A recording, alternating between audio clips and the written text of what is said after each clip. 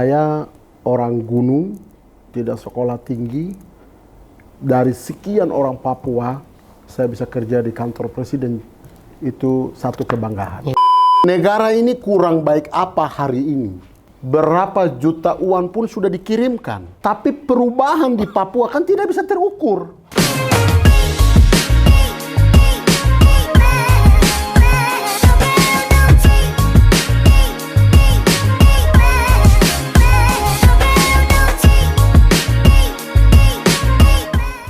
Selamat siang, halo rekan-rekan semua.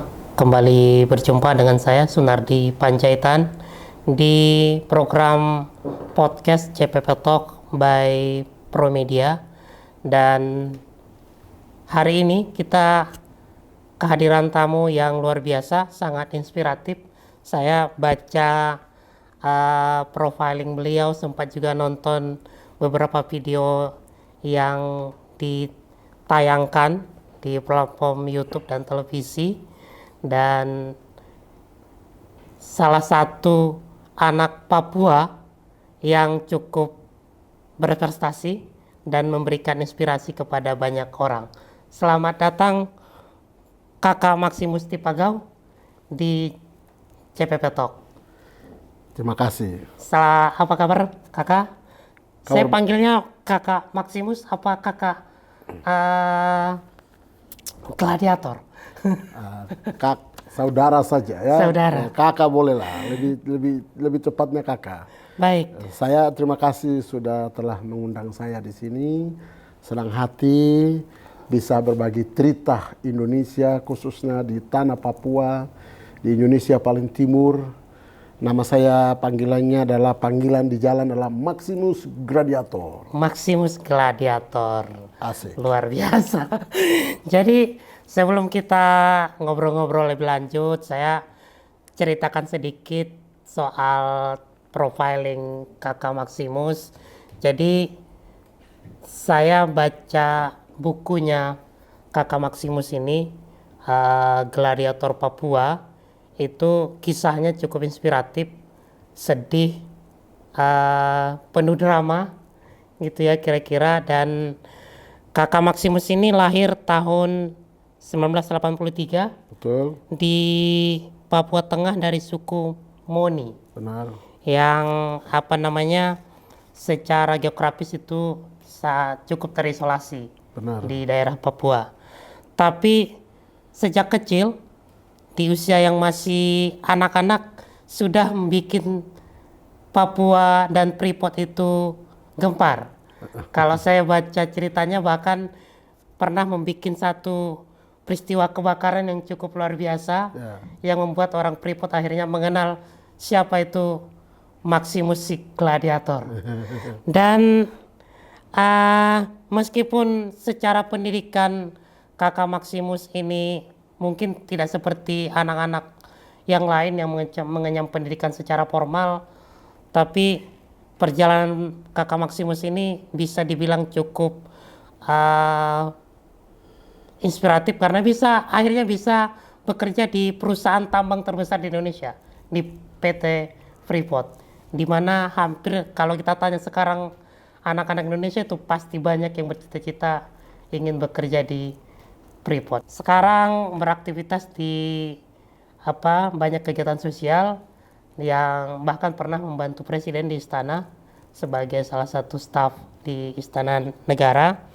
Dan terakhir, dan dalam proses pilkada sekarang, dinamika politik 2024, kita mendengar Kakak Maximus menjadi salah satu tokoh di Kabupaten Mimika yang akan meramaikan pilkada Kabupaten Mimika di Papua Tengah. Jadi itu sedikit profiling. Nanti kita akan tanyakan bagaimana perjalanan Kakak Maximus yang lebih lengkap, bagaimana suka dukanya, bagaimana ceritanya bisa masuk ke Freeport dan bisa bergabung dengan Pak Presiden Jokowi. Nanti akan kita dalami satu persatu. Dan pertanyaan pertama saya, Kakak Maximus, kenapa dipanggil Gladiator? Oke. Assalamualaikum warahmatullahi wabarakatuh. Salam semua saudara-saudara pengikut Maximus Gladiator seluruh tanah air di Indonesia. Kamu yang ada di Papua, ya sahabat-sahabatku yang selalu inspirasi. Cerita hari ini adalah di ibu kota Jakarta. Kita ada di sini diundang tiba-tiba kira-kira tepatnya jam 2 di Jakarta. Saya ingin menceritakan, dan ini pertama kali di Jakarta setelah Om Andi, Kakak Andi panggil saya di Metro TV bicara dan kupas tentang buku Gladiator. Podcast ini adalah podcast yang pertama kalinya buat saya. Luar biasa. Ya, saya senang sekali. Nama saya Maximus Gladiator. Itu nama saya, ayah saya kasih nama Maximus Tipagau. Oke. Tetapi Gladiator itu berasal dari sedikit pejuang. Nah, ayah saya itu panglima perang. Mama saya dikasih karena menangkan perang. Sebuah kampung. Kampungnya adalah Bulapa, Kabupatennya Intan Jaya. Itu sebuah cerita. Nah, saya sendiri tidak bisa perang, tapi saya sejak kecil, saya adalah berjuang untuk bertahan hidup. Sehingga hari ini bersyukur saya bisa ada di sini untuk menceritakan bagaimana suksesnya saya. Untuk itu saya senang sekali. Itu arti daripada Gladiator. Ya. Sedikit-sedikit ada darah-darah perang lah ya. Jadi, tapi tidak usah mengkhawatirkan, kita kan nggak perang. Kita perang hati saja. Panglima suku jadinya. Ya, ayah saya panglima perang. Saya sendiri belum berhasil perang, tapi saya suka berhasil dengan kerja keras. Baik Kakak Maximus, ini mungkin bisa diceritakan dulu lah kalau melihat perjalanan Kakak Maximus ini tadi anak seorang panglima perang, tapi sejak kecil sudah yatim piatu katanya, bahkan pernah mengalami satu peristiwa di mana keluarga itu perderetan meninggal dunia. Nah, gimana ceritanya sampai akhirnya kemudian Pak Maximus bisa sampai ke Freeport itu? Oke, jadi saya sedikit menceritakan. Saya berhenti dari SD kelas 4. Itu SD-nya di Kampung Galugama. Pada waktu itu saya masih di SD kelas 4 itu, hari ini orang disebut Blok Wabu. Blok Wabu itu salah satu tambang eksplorasi PT Freeport Indonesia. Nah, kita hidup kalau mau cari makan, itu pasti dalinya babi, karena kita tidak piara ayam di sana. Tidak ada sapi di sana, Pace. Sapi tidak ada, ya ada babi, ya ada kuskus, ya ada burung-burung. Ya, kita hanya hidup itu untuk mendapatkan daging itu hanya 3 ini. Nah, saya pada waktu itu malam hari cari berburu, karena kita tembak kuskus itu malam hari. Tapi pada waktu malam harinya itu sepanjang hari dari jam 7 malam sampai kira-kira jam 4 pagi itu hujan luar biasa. Nah, di sini di puncak ini Blok Wabu ini eksplorasi Freeport. Nah, Freeport eksplorasi. Nah, ini ada camp panjang. Ya, di mana campnya yang orang eksplorasi itu tidur situ. Nah, tapi dia itu kan agak tinggi dia bangun. Nah, di bawah ini agak celah-celah kosong. Celah-celah kosongnya, jadi saya pasang api karena dingin. Jadi tidak bermaksud untuk bakar campnya. Untuk menghangatkan badan. Iya, karena dingin kita hangatkan badan. Tapi pada waktu mereka bikin camp itu tumbahan bencing itu banyak. Jadi tanah itu udah kering, tumbahan bencingnya juga banyak. Mungkin itu pada waktu kita pasang udah tiba-tiba api saya angkat-angkat, dia tiba-tiba langsung sana, lari sana, campnya terbakar, terbakar, saya lari kan, Saturna, orang semua keluar, itu Maximus. Nah, kebetulan waktu daerah eksplorasi belum waktu terbakar itu kan saya juga terkenal. Daerah itu saya terkenal. Sebelum itu sudah terkenal? Saya terkenal. Sudah buat kenakalan-kenakalan? Ya, nakalannya kenal, orang udah tahu. Terus saya juga sempat untuk bikin helipad itu kan pakai kayu. Nah, kita kan nggak punya uang ya, jadi masih SD kelas 4 itu saya potong kayu, dan saya jual kayu. Terus saya mau minta makan, kasih saya makan dulu. Jadi kan kita pingin makan nasi kan, kita nggak punya makanan nasi. Orang tua udah nggak ada nasi ya kita minta kan. Kadang-kadang kasih, syukur-syukur. Kalau tidak ya tidak bisa. Yo, anak nakal, Maksimus. Udah, langsung ke barak itu terbakar. Mereka telepon di markas besar di Bilogai. Bilogai pagi-pagi coper turun jam 5 cari pakai senjata. Senapan. Bukan senapan, Pak. M16 langsung. Gimana ini orang nakal ini M16? Cari, akhirnya saya udah nggak boleh sekolah karena keamanan sudah pentang. Kalau penjeta kampung udah pesan anak-anak. Jadi Pak Maksimus ini jadi DPO? Iya, DPO di kampung. Ya, akhirnya saya tinggal di kampung jauh, habis itu pengungsian, habis itu saya ke Tembagapura. Oke. Itu cerita, Tembagapura terus jadi tukang kebun Tembagapura.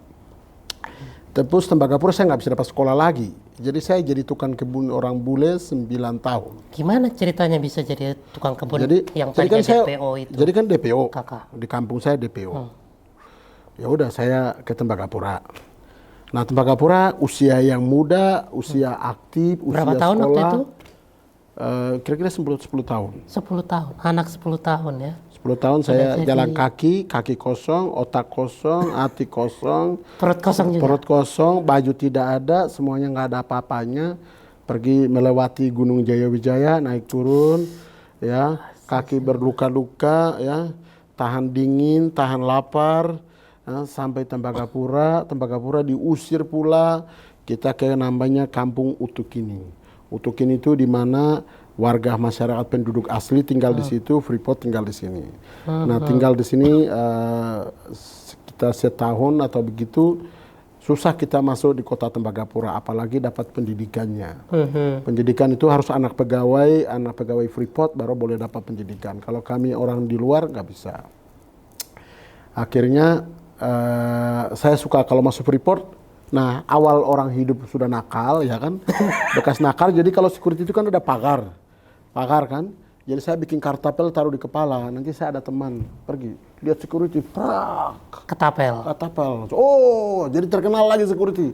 Oh, udah nanti di pos ini kita ganggu, pergi pos sana kita ganggu, besok lagi lanjut lagi, datang lagi ganggu sini, ganggu sana. Mereka punya kamera, mungkin sudah foto, mereka udah tulis. Maksimus. Sudah. Jadi nama saya artis lagi di Tembagapura. Nah, mereka tidak kasih saya politik lagi. Ya, alasan saya Protestan, agama Protestan.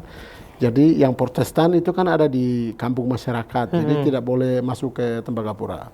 Katolik itu orang masyarakat karena Katolik, gereja Katolik di sana nggak ada, jadi sudah saya ikut saudara masuk ke gereja Katolik.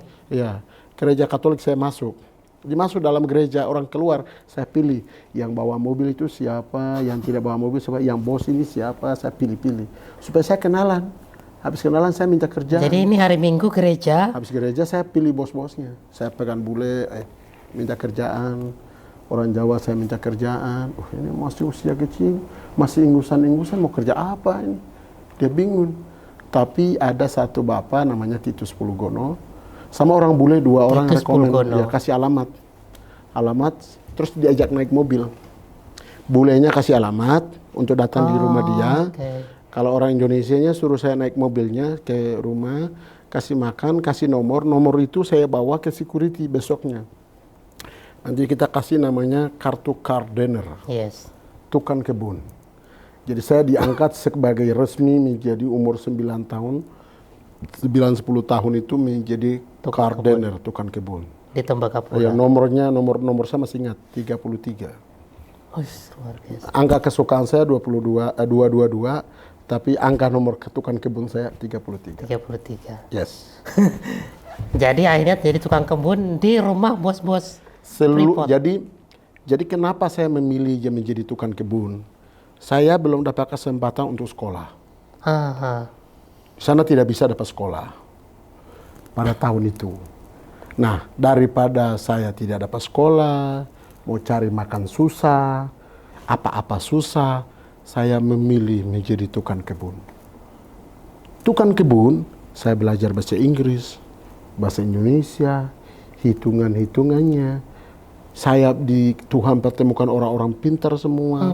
Saya belajar sopan santun, saya belajar etika, saya belajar leadership, saya belajar disiplin, saya belajar orang jujur, saya belajar untuk hidup kita bersih, saya belajar juga tabung uang.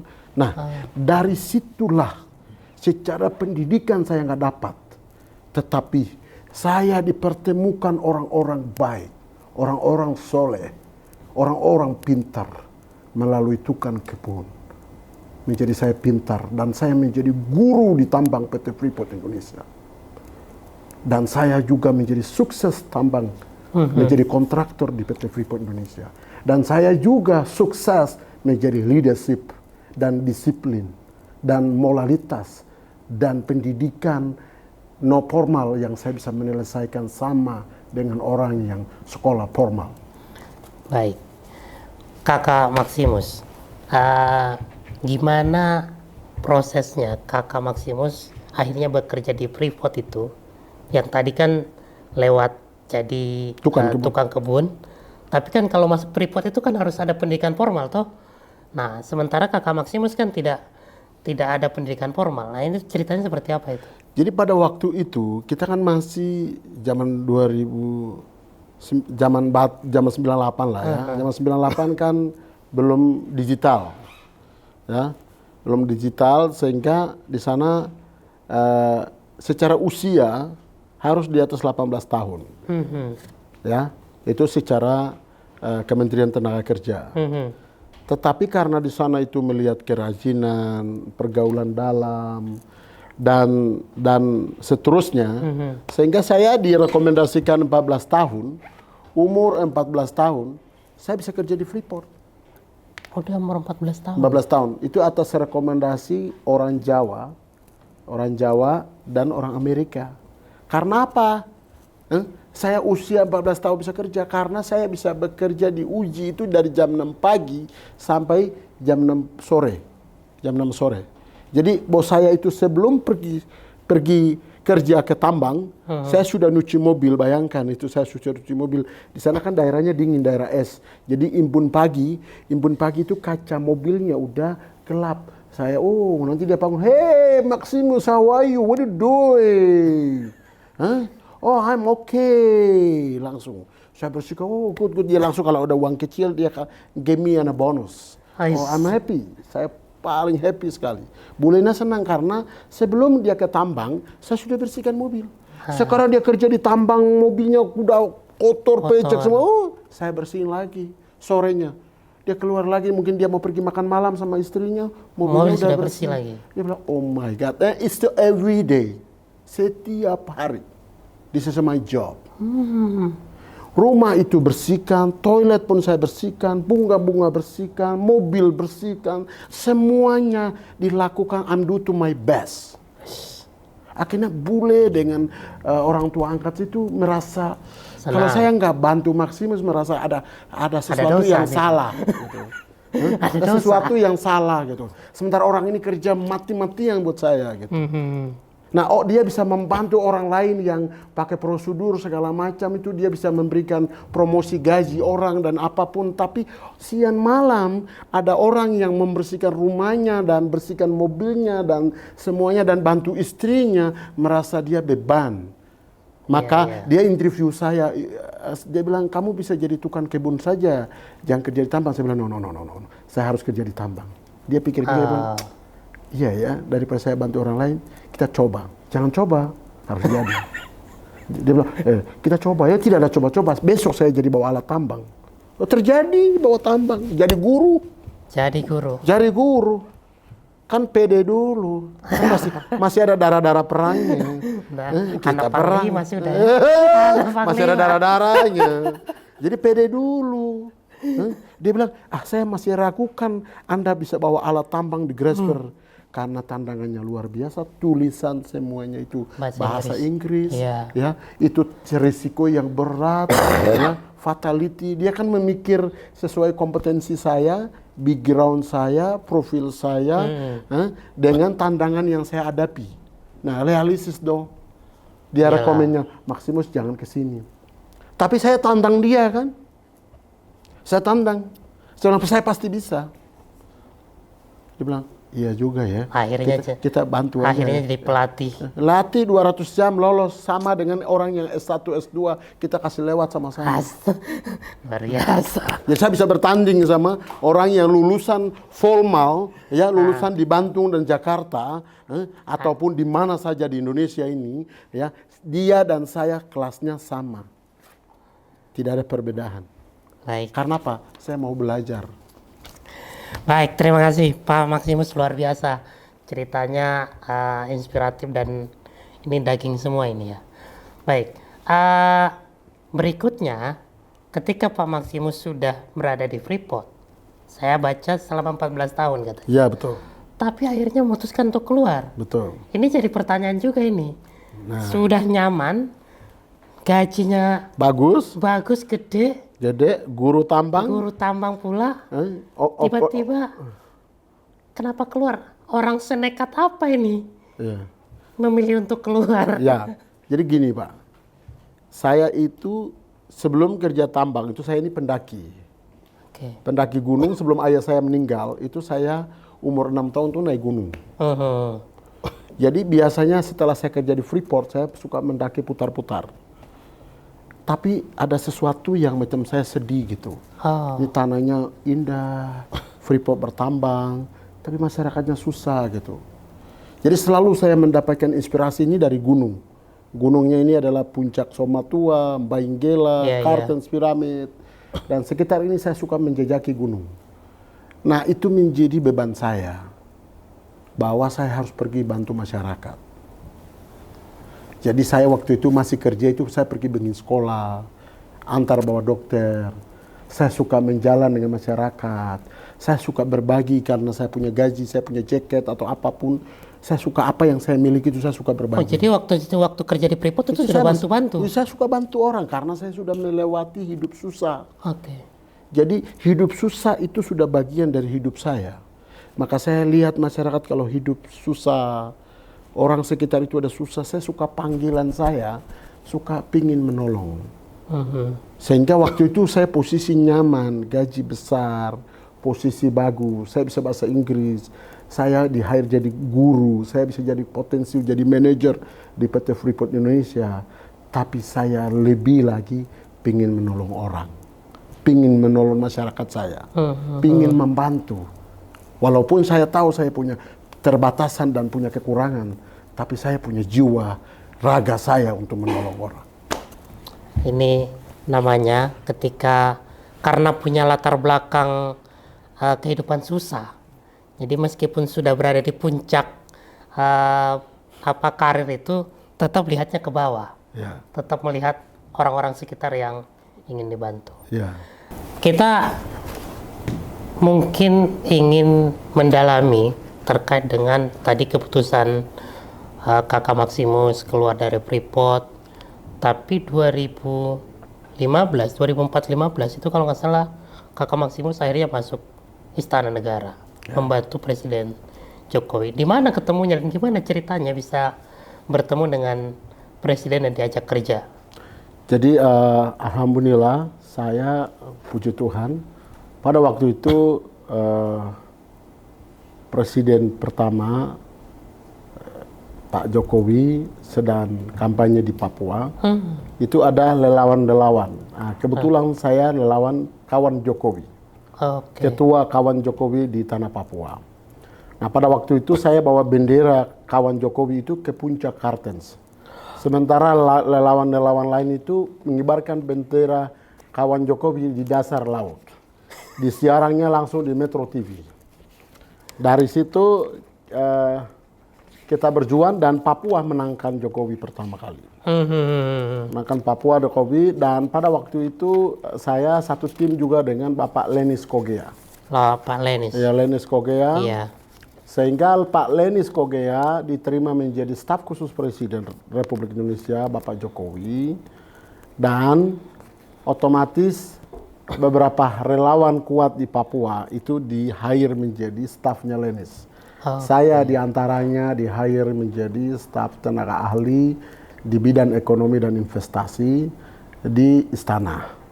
Dan saya bersyukur kepada Tuhan sudah pernah bekerja di kantor presiden, sering masuk ke dalam, keluar, mengantarkan surat ke istana, keluar masuk, selalu pakai baju putih, celananya hitam, office benar-benar office banget.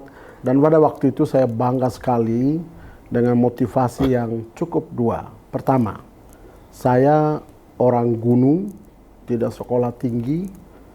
Dari sekian orang Papua, saya bisa kerja di kantor presiden, itu satu kebanggaan. Iya, iya. Itu yang pertama. Motivasi yang kedua adalah saya ingin belajar. Berikutnya adalah dengannya saya bekerja di kantor presiden itu bisa membantu orang Papua. Minimal memfasilitasi menjadi gap antara pemerintah pusat dan orang Papua asli. Itu kita bisa mediasi, membantu permasalahan-permasalahan sosial ekonomi, sosial politik, dengan pemerintahan di sana, dengan masyarakat lokal. Itulah motivasi saya. Waktu itu SK saya untuk 5 tahun.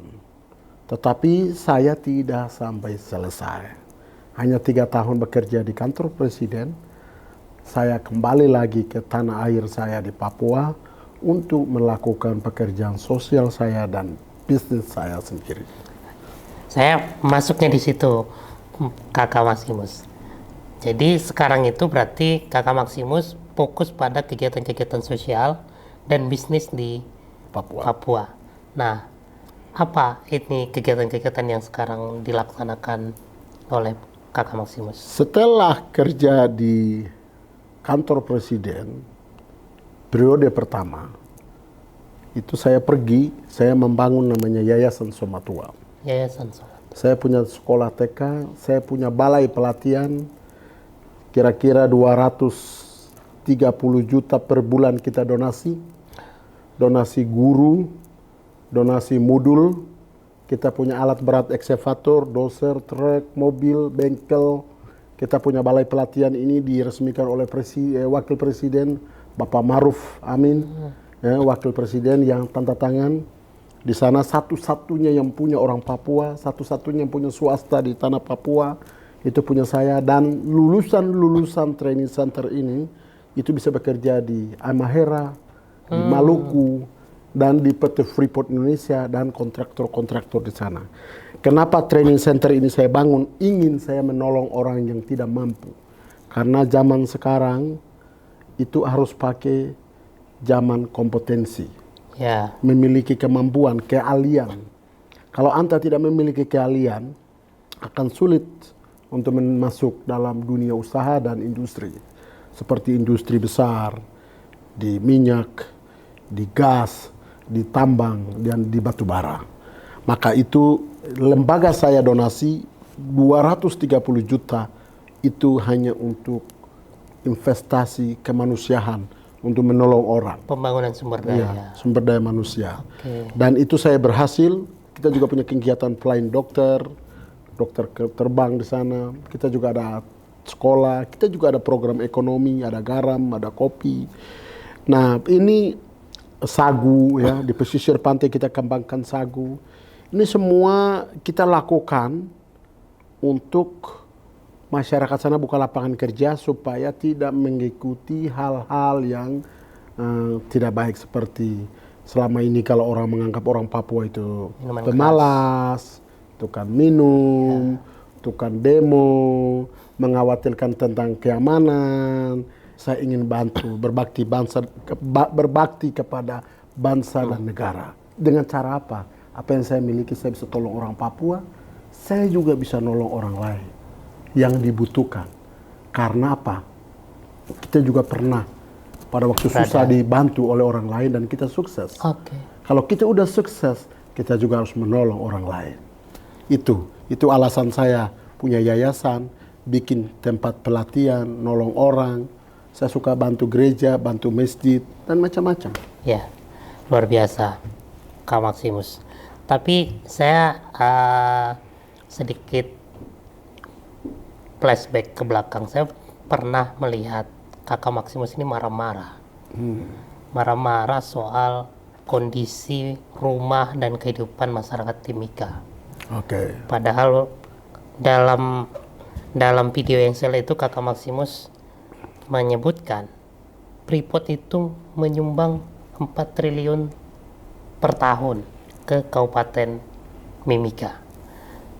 Pertanyaannya, kemana uang itu dan kenapa kemudian kondisi masyarakat Mimika Kabupaten itu masih dalam di bawah garis kemiskinan? Oke. Jadi ini ada dua hal yang berbeda. Saya punya komitmen apa yang saya miliki, saya ingin bantu orang Papua dan orang lain. Karena di mata Tuhan, di mata Allah di atas itu sama manusia. Kita harus saling membantu, saling menolong, tidak boleh pilih kasih. Itu hukumnya kepada siapapun. Sekarang kita lihat bagaimana Pemda Mimika. Pemda Mimika ini hari ini memiliki anggaran 7 triliun 500 miliar. Di antaranya salah satu sumber uangnya adalah transfer langsung oleh PT Freeport Indonesia. Itu setiap tahun itu dia naik. Ya, tahun lalu mungkin saya tidak tahu 3 triliun, hari ini 4 triliun. Nah, di Timika ini kota itu ada 2 kota. Satu kota daratan rendah, yaitu lowland. Satu itu kota daratan tinggi, yaitu highland. Nah, kalau kita punya tambang, PT Freeport Indonesia itu ada di daratan tinggi. Highland itu ya. Highland. Tapi di sini ada 2 suku yang dominan tinggi. Dan yang memiliki 2 suku, yaitu suku Highland sampai di tengah itu adalah Amume. Suku di pesisir pantai itu adalah Kamoro.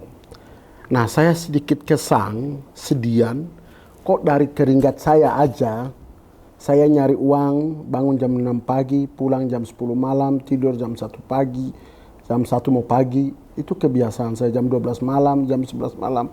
Juga masih ada toleransi kepada umat saya bisa menolong dari hasil keringat. Ini uang negara, ini uang dari hasil sumber daya alam. Freeport mengirimkan uang, tapi rakyatnya, masyarakatnya hidup susah. Nah, menurut saya ini sesuatu yang salah. Iya. Sesuatu yang salah itu berarti ada orang yang pesta pora atas menderitanya rakyatnya. Itu yang pertama. Yang kedua, ini bukan pemerintah pusat yang salah. Ini bukan Freeport yang salah. Freeport sudah melakukan kewajibannya. Negara sudah melakukan kewajibannya transfer uang 7 triliun 500 miliar. Sekarang kemana perang dari pejabat daerah, terutama pemerintah daerah? Dari perang dari kita orang semua, orang Papua, kepala suku, pendeta. Saya kira ini sesuatu yang salah. Nah, saya berharap, saya berdoa, supaya masa yang akan datang ini benar-benar menentu kepada masyarakat. Apalagi kita itu diikat dengan undang-undang namanya otonomi khusus. Otonomi khusus itu 20% itu untuk pendidikan, 20% itu untuk kesehatan. Dan sisanya bahkan bisa kasih gaji kepada orang Papua sendiri. Dan itu otonomi khusus dijaminkan. Loh, kok zaman orang bisa ukur di mana kesejahteraan itu dari indeks kemanusiaan, pendidikan, kesehatan, dan kehidupan seperti air, rumah, lampu. Ya, ini yang paling penting. Nah, ini sesuatu yang kebutuhan dasar kehidupan bangsa dan negara. Nah, negara sudah kasih uang, tapi ini tidak disedia.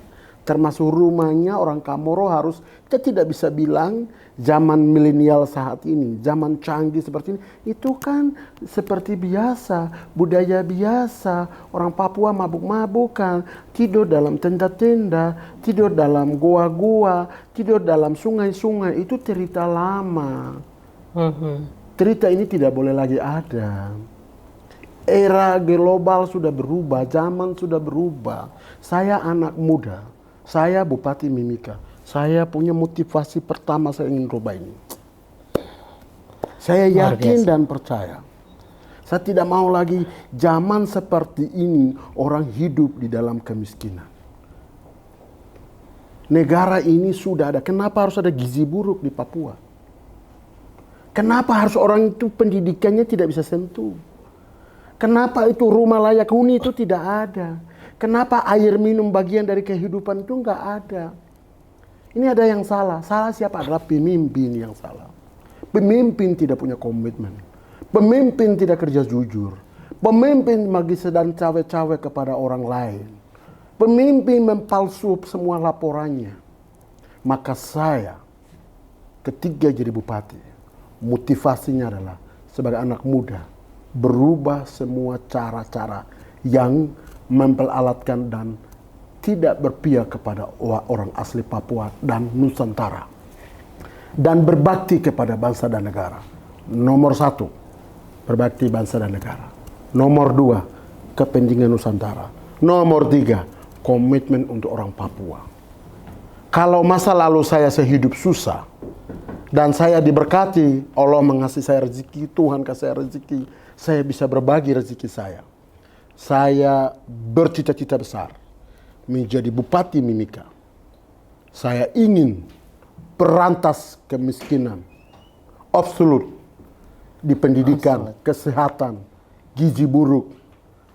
Dan apalagi tambah lagi kalau orang Papua yang nggak sejahtera, nggak mendapatkan haknya. Dan selalu protes kepada negara. Selalu protes kepada Freeport. Freeport bukan pemerintah. Freeport adalah sebuah kontraktor antara Amerika dan Indonesia. Sudah final. Nggak ada tekanan kepada Freeport. Perlu kita lakukan adalah introspeksi kita sendiri dan kita adalah perubahan.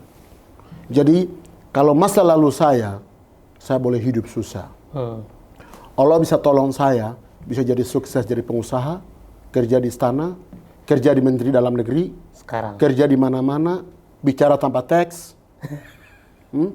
Itu semua pemberian Allah di atas. Kalau bupati adalah amanah, titipan.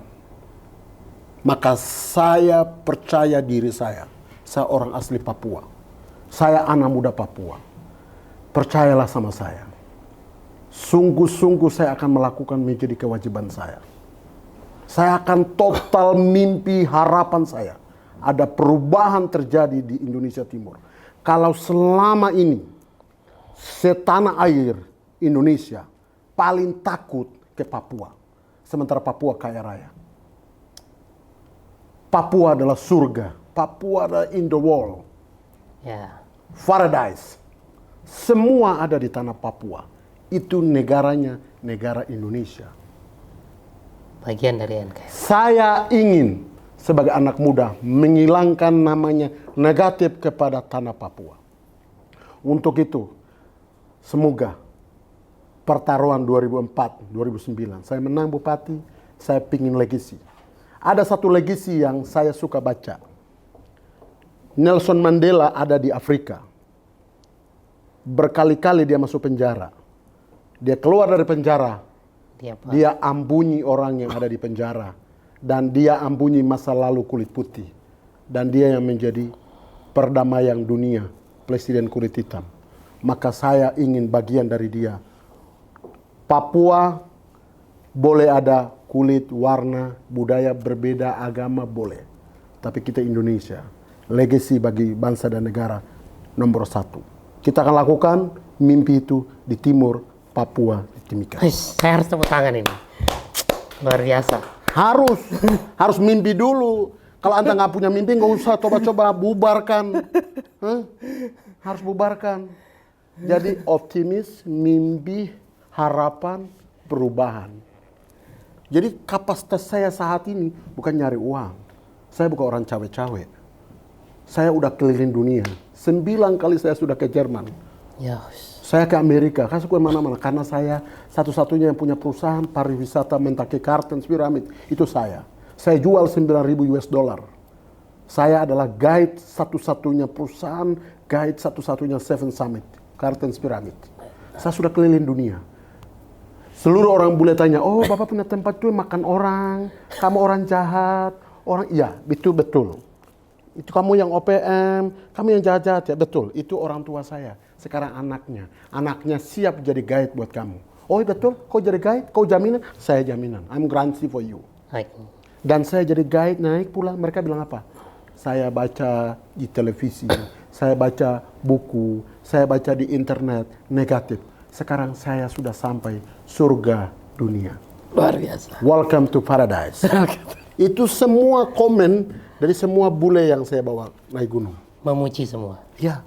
Dan saya sudah mantau 17 Agustus, hari-hari nasional itu pengibaran bendera merah putih di Puncak Kartens. Waktu itu Pak Tito masih Kapolda Papua, Pangdam, dan beberapa hari-hari nasional. Dan itu sudah lakukan dan saya bermimpi satu saat tahun yang 2024 ini, besok saya bupati, saya bermimpi 2025, 2026 itu saya ingin pakai baju kenegaraan bupati, saya bikin upacara bendera merah putih di Puncak Kartens. Itu untuk saya bayar mimpi 6 tahun saya ke Kartens sama ayah. Setelah saya bupati saya akan kibarkan bendera. Baik. Ada lagi yang menarik nih Pak Maximus. Saya hanya reply ucapan-ucapan Pak Maximus saja. Pak Maximus, Kakak Maximus pernah bilang begini, membangun Papua itu nggak perlu dengan uang. Betul. Tapi dengan cinta. Nah, saya mau tanya maknanya apa itu? Ya, jadi itu begini. Itu bermaksud, ya. Maksud saya itu, negara ini kurang baik apa hari ini. Berapa juta uang pun sudah dikirimkan. Tapi perubahan di Papua kan tidak bisa terukur. Kita tidak ada alat ukur untuk Papua sukses, itu tidak ada. Ya. Mulai dari PEPERA sampai hari ini, otonomi 20 tahun yang lalu sampai hari ini, kita mau ukur orang Papua sukses dan perantas kemiskinan itu di mana? Nggak ada. Berarti caranya harus berubah. Contoh, uang ada banyak di Timika, tapi tidak ada signifikan. Berarti ini masalahnya masalah birokrasi dan pemerintahan dan orang-orangnya. Iya. Harus berubah hatinya, komitmennya. Seperti memiliki hati seperti Maximus Gladiator, baru bisa berubah di Papua. Kalau tidak memiliki hati seperti ini, tidak akan ada perubahan di Papua. Karena yang bermasalah adalah orang-orangnya, bukan negara yang bermasalah, bukan uang yang bermasalah. Uang ada, negara kasih, kesempatan ada, tapi bermasalah jutaan orang Papua yang ada di sana. Selalu mencari uang untuk kepentingannya sendiri, tidak menolong orang Papua. Akhirnya absolut orang Papua terlalu miskin di negerinya sendiri. Jadi tidak boleh ada protes kepada negara. Negara tidak salah, undang-undang udah kasih. Uang udah dikasih, kekuasaan udah kasih. Orang-orang tidak berkomitmen kepada orang Papua. Sehingga kemiskinan itu luar biasa. Kalau dia bilang, wah ini masalah, berarti pemimpinnya yang masalah. Justru kamu ada masalah, itu yang dikasih jabatan gubernur, bupati, wali kota. Oh, anda sendiri nggak bisa menyelesaikan persoalan-persoalan yang terjadi di kabupatenmu. Anda sendiri tidak ada di kampung-kampungmu, tidak urus rakyatmu, tidak mampu mengatasi, tidak mampu negosiasi, tidak mampu mediasi, tidak mampu menyelesaikan masalah-masalah di sana. Baru semua mau mesalahkan dengan pemerintah pusat, ya tidak bisa. Pemerintah sudah kasih uang, pemerintah sudah kasih jabatan, pemerintah sudah kasih kewenangan. Nah itu alasan saya mau naik bupati. Karena berapapun saya punya bantuan dari perusahaan saya, yayasan saya, hasil keringat saya tidak cukup menolong orang Papua. Harus pakai kekuasaan negara.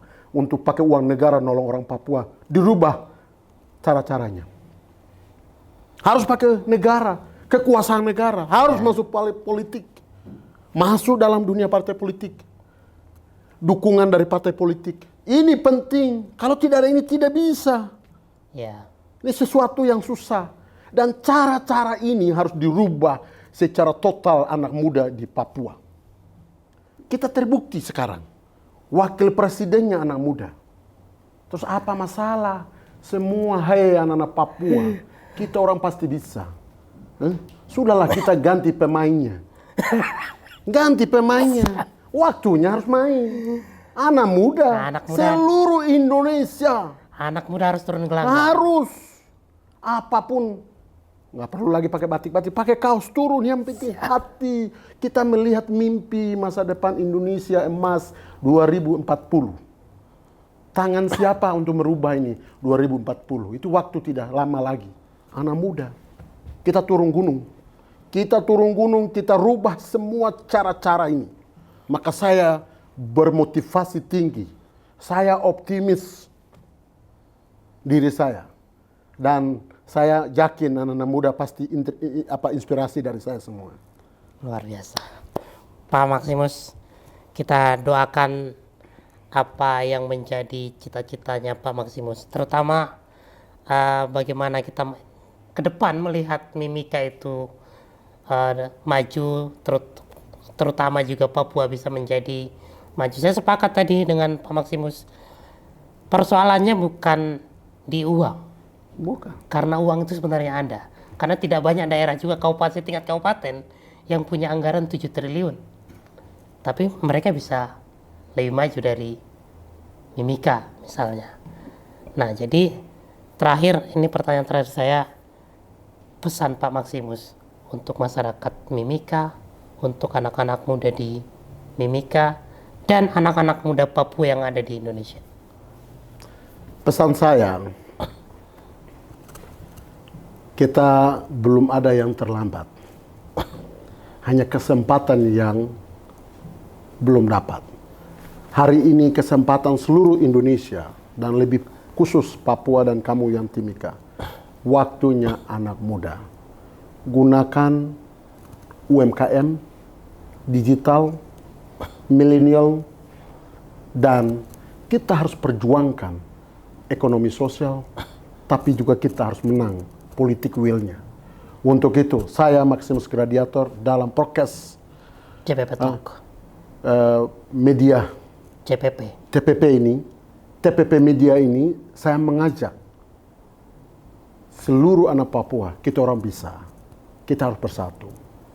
Kita mampu merubah kehidupan yang lalu menuju arah yang lebih baik. Masa depan yang lebih baik. Marilah kita orang semua tanpa perbedaan, tanpa menjelekan satu dan lain. Kita orang bersatu demi untuk Indonesia, demi tanah Papua, khusus lagi Timika. Kita orang Timika kaya, kita harus sukses, kita harus berhasil untuk kita orang semua. Maka saya juga terima kasih. Kita sekali lagi kita ngumpul-ngumpul, ngopi-ngopi lagi. Siap. Kita cerita lagi dari tanah Papua.